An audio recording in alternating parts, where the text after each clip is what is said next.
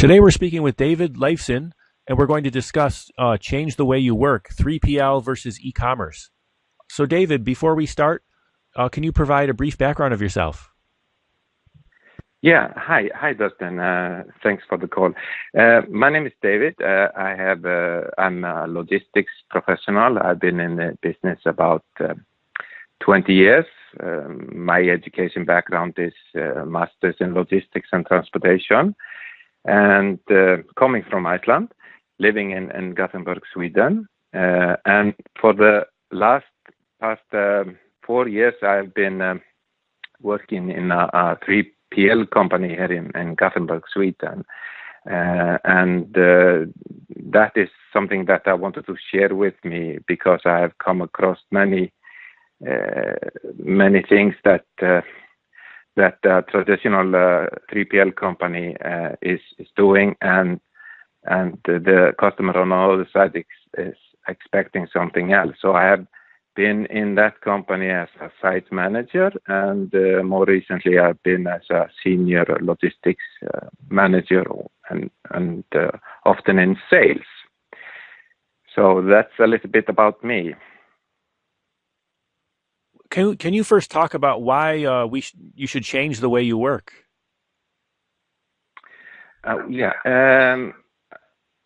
What I came across is when I started in a 3PL company is they have been doing the same procedure for a very, very long time, and because probably customers that they have been working with have been doing the same things for a longer time period. But now in the recent years, when e-commerce has been coming in stronger, the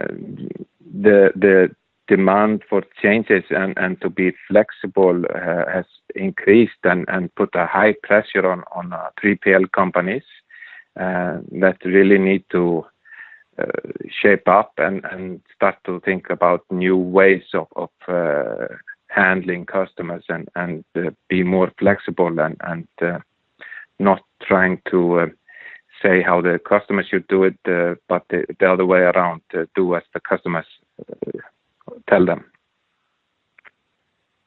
How is it done effectively? My experience with e-commerce company when getting into 3PL operation is basically like doing a deep dive interview with them and trying to understand the total process of their supply and how they really think and what they are expecting to deliver to the customers.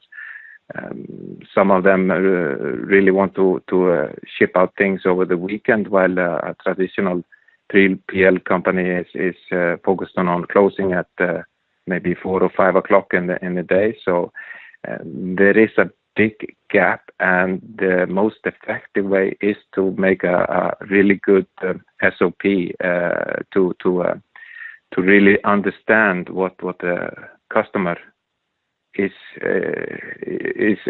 does want or really wants. Sometimes they say something and mean the other thing. So it's investigations.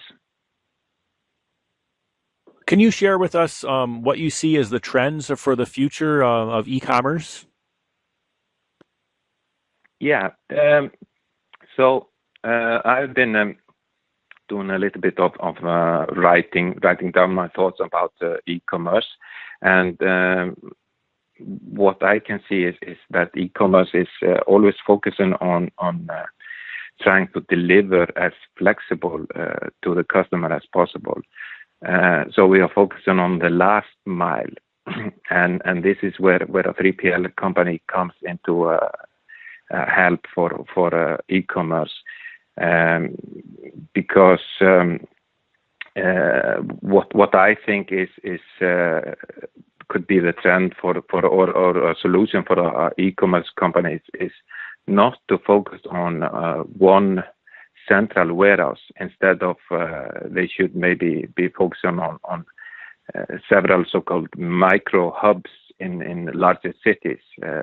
Actually, Amazon is doing this in the US, and I believe that this is something that is coming more and more over to Europe here. So by decentralizing the warehouse and keeping them closer to the customers with maybe a limited SKU, then you could be more flexible and delivering to customers. And what I'm seeing is that the e-commerce, they will promise more and more that you can order later and later, and that is something that has a huge impact on 3PL companies. So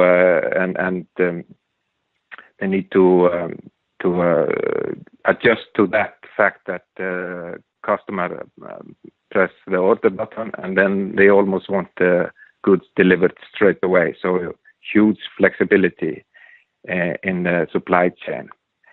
And often what I can see is in the e-commerce, it's driven by entrepreneurs, and they have a lot of crazy ideas. So I think this the e-commerce and the last mile is as I would say, the last frontier of the logistics of the supply chain, and has the most potential of creating new innovation and new ideas.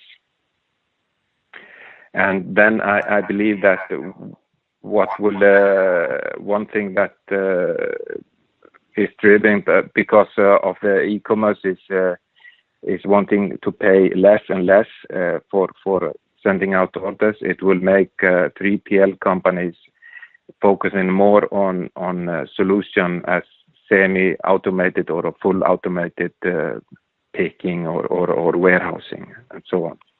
So that's what I believe in brief. Thanks for sharing today, David. Did we cover all the points you wanted to make today? Yeah, I think so. Yeah. Great, and look forward to staying in touch and having another interview in the future.